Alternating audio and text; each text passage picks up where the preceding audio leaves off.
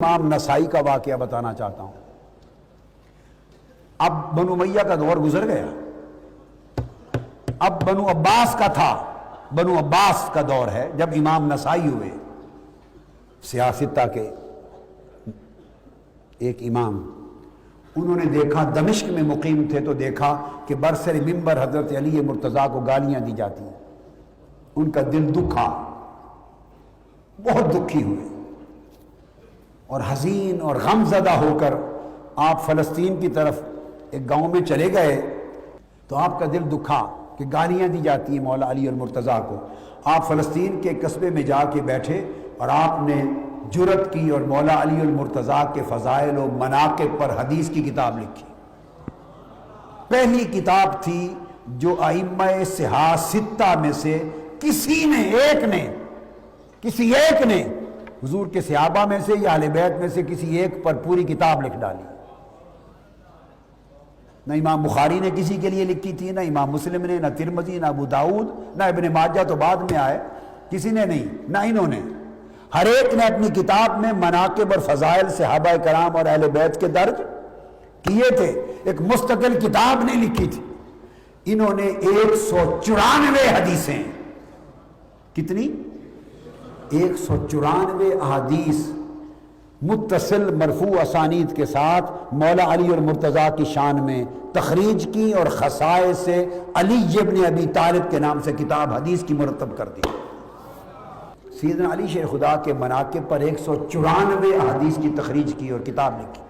واپس آئے، ایسا غم تھا، غم و غصہ تھا، جوش تھا، رہا نہ گیا، واپس دمشق آئے اور منبر پہ کھڑے ہو کے آپ نے پھر اپنی پوری کتاب کی روایت کی۔ جمعہ میں منبر پہ کھڑے ہو کے روایت کی اور 194 احادیث مولا علی المرتضیٰ کی مناقب میں سند کے ساتھ سنائیں۔ وہ جو خارجی تھے، دور حالانکہ بنو عباس کا تھا، مگر دمشق میں اثرات اب تک پرانے بنو امیہ کے پیدا کردہ موجود تھے اور خوارج بھی مل جل گئے ہوئے تھے، ایک معجون بن گئی تھی، کیونکہ خارجیوں کو اناد تو دراصل مولا علی المرتضیٰ سے بن گیا تھا، چونکہ انہی کے ساتھ جنگیں ہوئی، انہوں نے ہی جنگیں کی اور ان کا مقاتلہ کیا اور خاتمہ کیا۔ اور آج تک خارجی کی علامت یہ ہے کہ اسے مولا علی المرتضیٰ کا نام سن کے قبض ہو جائے گی، اس کے چہرے پر انقباض ہو جائے گا۔ یہ خارجی عقیدہ ہے جو محبت اہل بیت سے کنارہ کشی کرتا، گریز کرتا ہے۔ آپ نے جب یہ کتاب کی روایت کی تو کھڑے ہو گئے بنو امیہ میں سے خوارج، انہوں نے کہا کہ اس طرح کی منقبتیں اور فضیلتیں اب حضرت امیر معاویہ کی شان میں بھی ہمیں سناؤ۔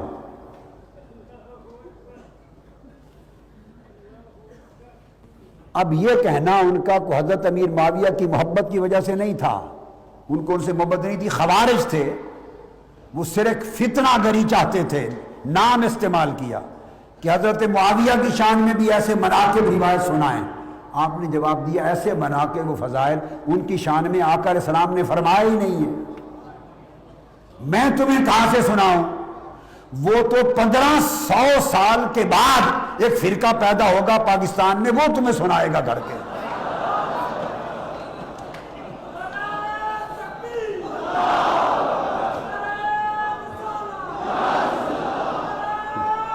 وہ تو 1400-1500 سال کے بعد ایک فرقہ پیدا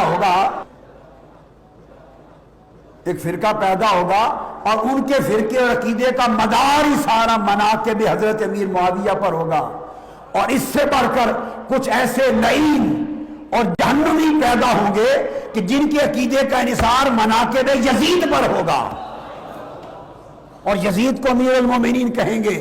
ان لعینوں سے سننا اور ان جہنمیوں سے سننا، وہ دشمنان اہل بیت ہوں گے۔ میں تمہیں کہاں سے سناؤں؟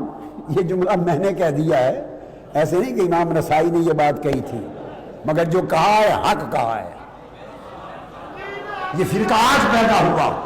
تو امام نسائی نے جب یہ بات کہی تو خارجیوں نے دمشق کے اندر آپ پر حملہ کر دیا اور آپ کو مار مار کے اتنا زد و کوب کیا کہ شہید کر دیا۔ تو امام نسائی شہید حب علی ہوئے۔ اندازہ کر لیں۔ امام نسائی جب قریب وفات ہو گئے، اتنا زد و کوب ہوا، تو آپ نے تلامذہ کو کہا کہ اب میری روح پرواز کرنے کے قریب ہے، مجھے چارپائی پہ فوری مکہ لے چلو، حج اور صفا مروہ کے درمیان دفن کرنا۔ وہ فوری لے کے پہنچے، بس روح کو انتظار تھا اس مقام پر، صفا مروہ کے درمیان پہنچے، روح قفس انصری سے پرواز کر گئی، شہید ہوئے اور آپ وہاں دفن ہوئے۔ اب یہ واقعہ اگر آپ پوچھیں کہاں ہے، کوئی حوالہ دینے کی ضرورت نہیں ہے، اسماء اور رجال کی جو کتاب جس میں امام نسائی کا ذکر ہے، جو جی چاہے اٹھا کے دیکھ لیں، ہر کتاب میں ایک ہی واقعہ ہے یہ۔ اس واقعے پر کوئی رد و قضا اور کوئی اختلاف و نزاع نہیں ہے۔ امام نسائی کے حالات میں، اسماء اور رجال میں اور ائمہ اور حدیث کے حوال میں جو کتاب ائمہ کی اٹھا کے دیکھ لیں، آپ کو ان کی وفات کا یہی سبب ملے گا۔ ایک حوالہ دینے کی بھی ضرور، ہر کتاب میں یہی ہے۔ یہ ماحول تھا، واقعہ تو ہو گیا ختم۔ اب میرے ذہن میں آیا کہ وہ صفا مروہ کے درمیان انہوں نے وصیت کیوں فرمائی کہ مجھے دفن کرنا؟